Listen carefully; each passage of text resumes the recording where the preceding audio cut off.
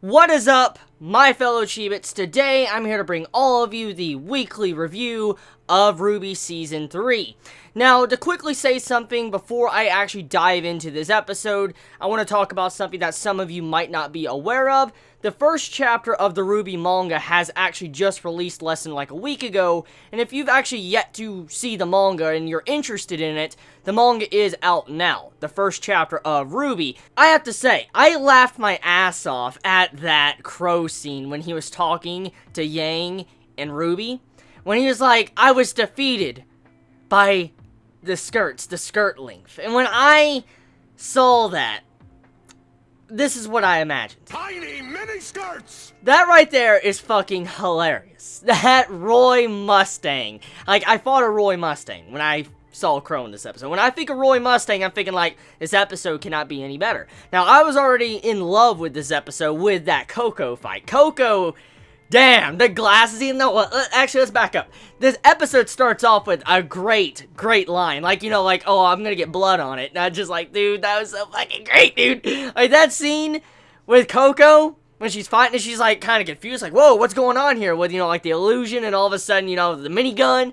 Oh, my God. The fight, I have to say, out of all the fights, besides the Crow and Winter fight, I think this is probably one of the best fights in terms of being fluid, because the fight felt like it flowed just right. Like, it didn't seem like it had any, like, jarring or, I guess, sluggish type animation going on, and the entire fight looked very, very nice. I really have no complaints for that fight. I mean, the camera angles, the way it was done, the music, and then the background scenes with, you know, how it complemented the characters. Now, I have nothing but compliments for that fight. Even though it was very short, I have nothing but compliments.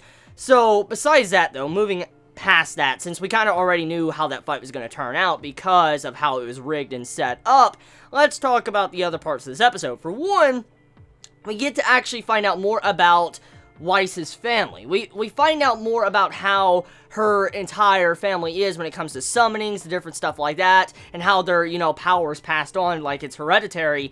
It was pretty cool finding out this type of, you know, interesting development with her family, and then how Weiss is slowly going to be starting to get stronger, because we saw a glimpse of this in this episode when she was trying to do a summons. You see like this little sword in the ground. Now, it's been a long time since I actually have seen the White trailer. It's been like, yeah, I think a couple years, actually. I mean, I only watched the White trailer, I think, a couple of times, maybe 2 to 3 times. It was around, like, the month that the trailer came out, and I never actually watched it since. And I do remember in that trailer, there was, like, a knight, or some form of knight in that trailer, the White trailer, which was, you know, focusing on Weiss. And when I think about that, I'm wondering if the summoning that Weiss will have will be something related to that knight. Because you saw a sword, a tiny little, like, sword in the ground, and it was as big as a caterpillar. But as she gets better at it, I wonder if she will have one of those knights, or that knight she had in her trailer. I'm curious about that. That's where Rooster Teeth is taking that, but that's for a different discussion for a later video when it does happen. So next details to talk about, we also have it to where we see where Weiss has to make a decision. She has to make a decision to where she needs to choose either she will not go back to her father, for instance, talk to her father, ask for more money to help her out, or she will take her own path, learn more about herself, learn more about the world, and be able to grow as a person if she doesn't really go back to talk to him. And I really love the sisterly bond going on in this episode, because Winter and Weiss's connection is so cute, because at first glance, you look at Winter as if she's very stern, like she's all about business, or she's really stuck up. That's the first impressions any normal person would get from Winter if you saw her, the way she acts, especially with how she treated Crow. And then you see how she acts around Weiss, I mean, you're like, oh my god, she's like an entirely different person, the way she acts and the way she treats her sister. Even though she's stern, you could tell her that she cares a lot for her sister. So, I mean, yeah, this episode of RWBY did a very good job with character development, along with setting things up, and a very good battle action scene with this episode, and then also with Crow as well. And oh yeah, I noticed that, how Rooster Teeth did that stuff with Yang staring at the picture and then seeing, you know, the mother. I saw that.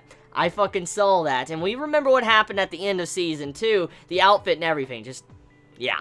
So, Tell you what, this episode, RWBY, I think is one of my personal favorites so far. Once again, another great episode. I think Rooster Teeth is actually on a roll this season. They really are putting a lot of passion into this season. I can really tell because the way this has been handled. So let me know your thoughts in the comments below. How do you feel about the music as well at the end of this episode? Did you enjoy it? Did you hate it? Let me know your thoughts in the comments below. Please be safe. Chibi out.